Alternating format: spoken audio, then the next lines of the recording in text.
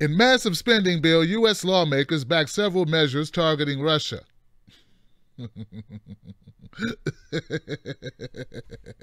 Congress has authorized a new $100 million effort to counter Russian influence and aggression and to support civil society organizations in Europe and Eurasia. So what we're trying to do is make the appearance that there is no love for Russia. Is that it? We don't want anybody to think that maybe, just maybe, Russia is not who we want to go to war against. Sort of like don't want to, wouldn't want anybody to think that we, that we want peace with Russia. No. Let's go back to the Cold War days of Russia's scared. Russia's scared. U.S. lawmakers on May 4th backed a measure imposing new restrictions and oversight on Russian diplomats in the U.S., a measure that Moscow had angrily warned Washington against. But we got to do it, Putin. If we don't do it, they'll say we're all Russian agents. This is the predicament that we find ourselves in. What also is horrible about this is it won't help. No, it won't help. It only piss off Russia, but it won't help clear up the Russia scare. Oh man, that horse done left the barn. Ran down to the next farm and started making more horses.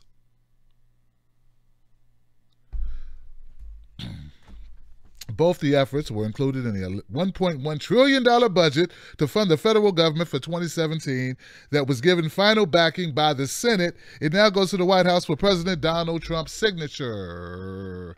And he did sign that sucker too, baby. That's right, he signed it. This puts a wedge between diplomats and us. The $100 million fund is the product of several proposals that have circulated in the U.S. and Senate in recent months as lawmakers look to push back against Russia's perceived interference in Europe and elsewhere.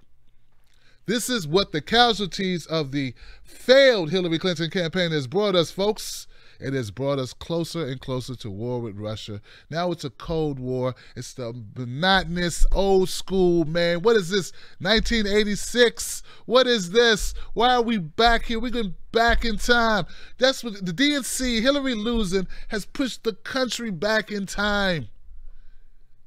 So much for progress. So much for looking forward. So much for us moving beyond this BS. It's just worse. It's worse. It's in there. And like I said, the worst thing about it is it won't help because of the people who think that Russia has an influence on America.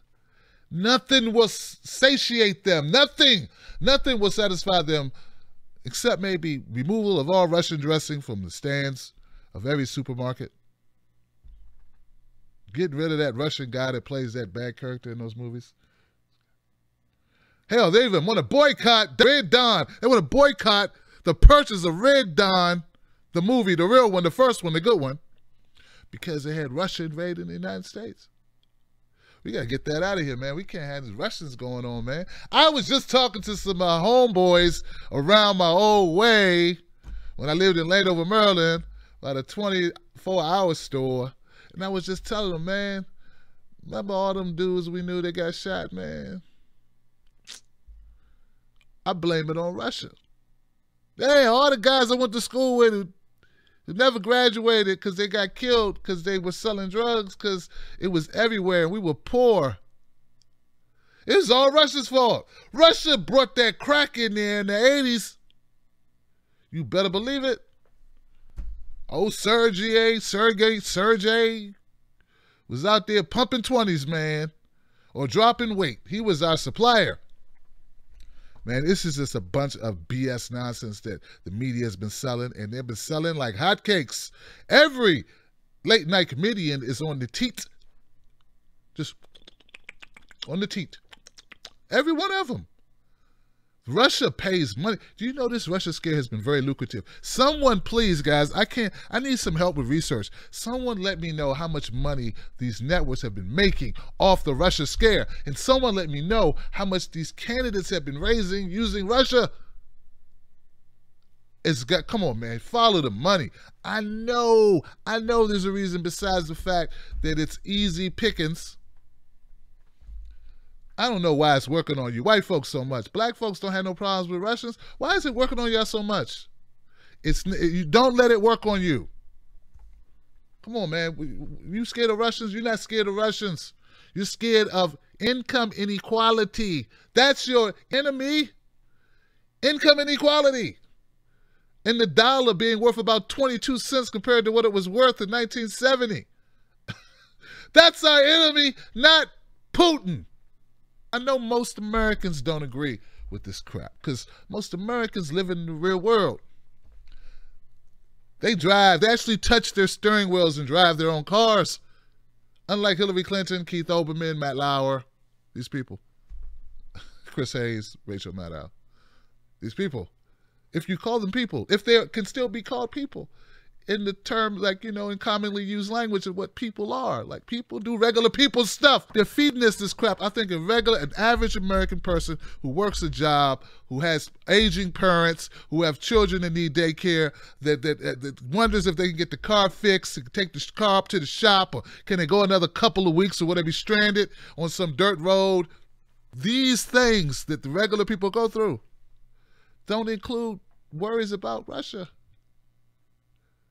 But if they keep listening to mainstream media, and if it keeps telling them time and time again, programming them, it'll make you think it's true. Like the Whoppers taste good. It's the same programming. This Whopper's nasty as fuck. Whoppers is disgusting. What is even on that?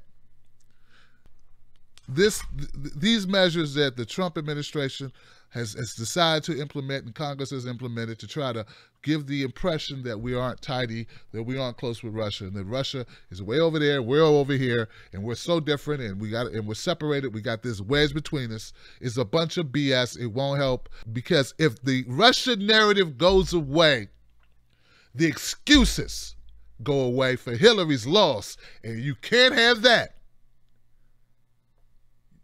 You can't.